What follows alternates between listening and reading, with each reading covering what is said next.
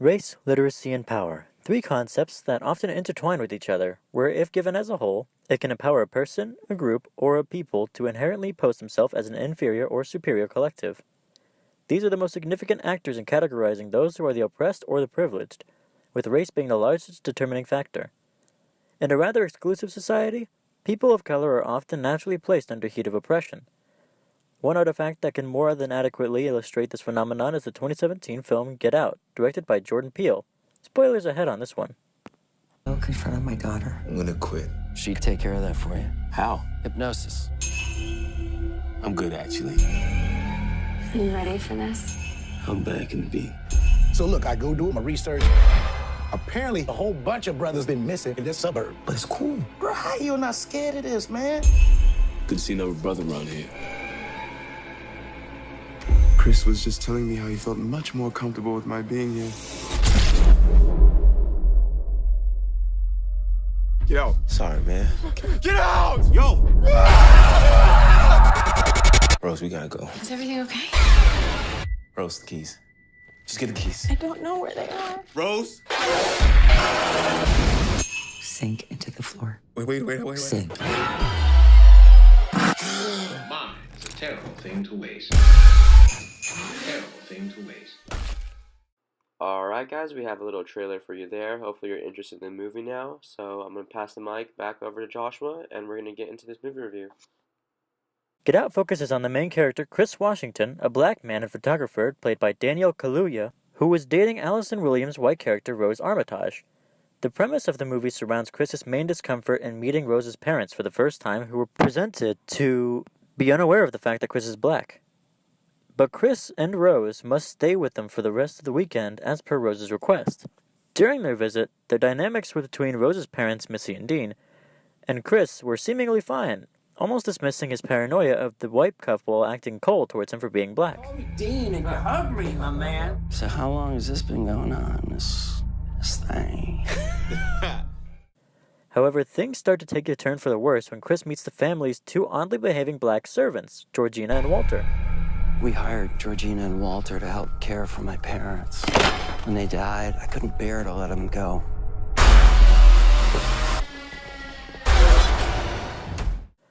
From that point on, Chris's visit turns into a nightmare, and the extent of his life is put into peril.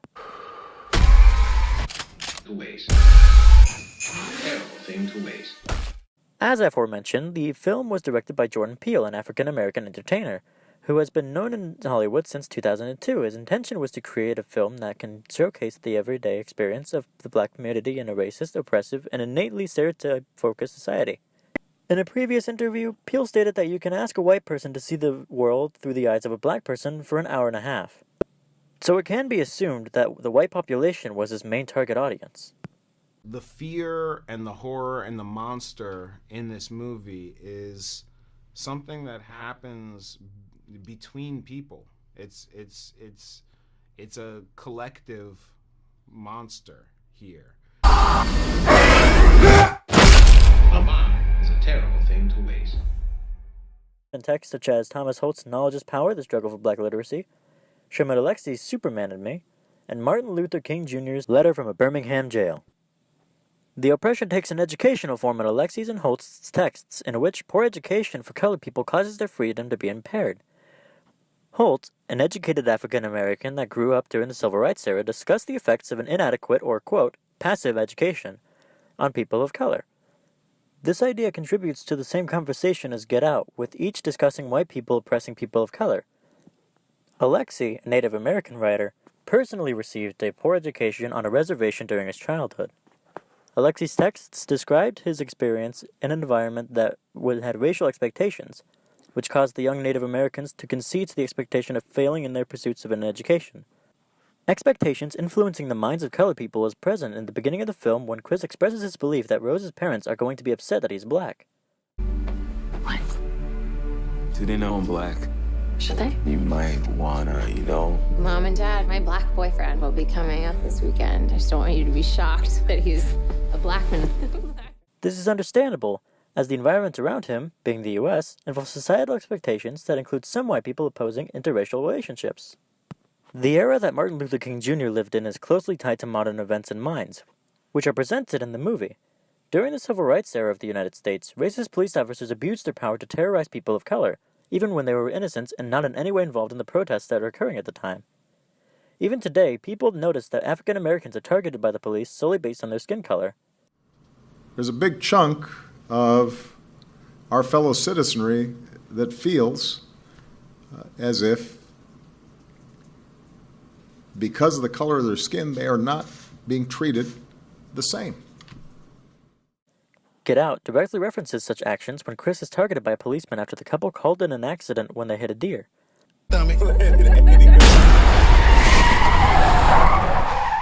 As the officer asks for Chris's license even after learning that Rose was the one that was driving. The officer does not stop bothering Chris until Rose intervenes and demands that the officer leave him alone. We're just heading up for the weekend. Can I see your license, please? He wasn't driving. I didn't ask who was driving. I asked to see his ID. Later in the film, we are shown how innocents are affected by racism as it is revealed that Rose is black people to take over based on the person's health and their fitness. These people were taken almost at random, as Chris was actually able to recognize one of the victims named Logan, showing that the people had normal innocent lives before being taken. King also addressed the idea that whites oppressed people of color by advocating for silence and passive stances rather than protests.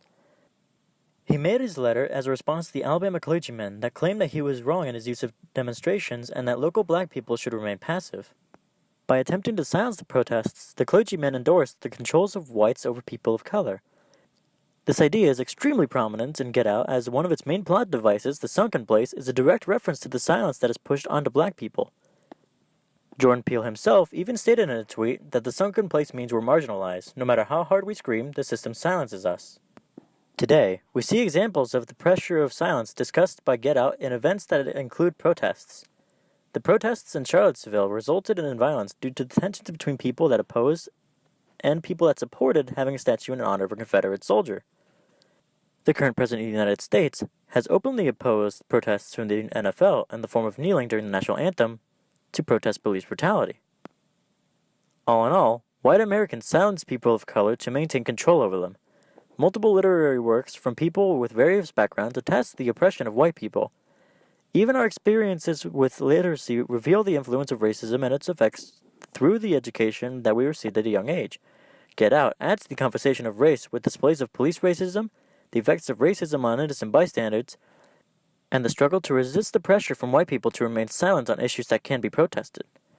Overall, Get Out is an extraordinary film that not only entertains viewers as a horror, but also reflects modern issues regarding race as well. Being here. Get out. Sorry, man. Get out! Yo! Okay, guys, that's Jordan Peele's movie Get Out. I definitely recommend this movie. It was a great way that Jordan Peele tackled some hard topics in a horrifying thriller way. So yeah, I definitely recommend it. Go see it and have an open mind. Now we're gonna do a quick transition here to some of our other group members, Joshua and Patricia. We're gonna go talk about the topics on our literacy narrative and how we came about thinking of these tough subjects of race, power, and literacy, and we're gonna connect it to the movie Get Out. So stay tuned. Okay, so once again, I'm gonna pass the mic back to Joshua, and he's gonna go talk a little, and yeah. Until my sophomore year in high school, I only viewed movies as sources of entertainment and occasionally information. The only movies that I believed were intended to be educational were documentaries and movies based on historical events. During my second year of high school, my English class watched movies and discussed their meaning. This led to my realization that movies can display the ideas of the time during which they were made. Even movies such as Lethal Weapon reflect on the views, including racial views, that were present when the movie was made through the movie's events. Now, I am able to see the reflection of a time period through the movies by observing the movie's unspoken commentary on the time's views and events. Get Out is the perfect example of current films displaying the views and conflicts that occur today. A part of what makes Get Out such an effective and impactful movie is that the references and symbolism, such as the hypnosis and the sunken place representing white control over black people, can easily be understood by most modern American viewers because racial issues are currently a prominent problem that continues to surround us. Okay, so there you have it. You heard from Joshua. Now we're going to transition and hear from Patricia's literacy narrative. So give the mic to her. My experience with watching the film The Boy in Striped Pajamas brought me ache and distraught from realizing the evils of people from craving so much power. Prior to watching the movie, I was not aware of the severity of destruction and inhumanity that the Holocaust was involved with. As the movie progressed, however, the ugliness of humankind slowly made itself known to what used to be an innocent child. I remember witnessing the sheer innocence of the two young main characters, Bruno and Shmuel, and their blindness from the reality of the concentration camps and the war that allowed them to create a friendship that overlooked racial differences. But of course, this happy scenario had to end due to the nature of the movie. Once I realized what the ending of the movie meant for the two boys, I immediately felt the sense of distraught and disgust for the loss of the two boys' lives due to the unwarranted hatred for another race. This was the exact moment I had realized that humankind had an innate sense of selfishness, but that the differences between races should never be a factor for discrimination, oppression, and destruction. A people should not be outcasted for their origins, but the actions of a person is what should determine what is rightfully theirs. And there you have it. That was Patricia's literacy narrative. Now I'm going to go in and talk a little more in depth about myself and my experience. Okay, so my literacy narrative is a bit different than Joshua and Patricia's. Although racism and inequality were prevalent ideas in elementary, I didn't really fully grasp the actual prejudice and the pure evil hate that was actually there. For example, Martin Luther King Jr. Day, that was just always just another holiday for me. I thought of it as a 3-day weekend, and not once did I really think about the fact that what everyone experienced at that time and what the day actually meant. Fast forward to 6th grade, it wasn't until my English class under my teacher, Mr. Dosher, where I read the book To Kill a Mockingbird by Harper Lee. This book was a great book, but specifically in the book, when Lee portrayed the racial prejudice shown to the black prisoner that Atticus was trying to defend, it drew some emotions in me of anger and of sadness as well. If it wasn't for analyzing the sentences sentence by sentence, I would have never really fully grasped what Lee was trying to portray in that book. But after going through that book and reading To Kill a Mockingbird, I really not only bettered my literacy skills, but I also became more knowledgeable with racism and its oppressive nature, which really struck me and caused me to think more about actions I do and the people around me. Alright, with that being said, that concludes the movie review, and yeah.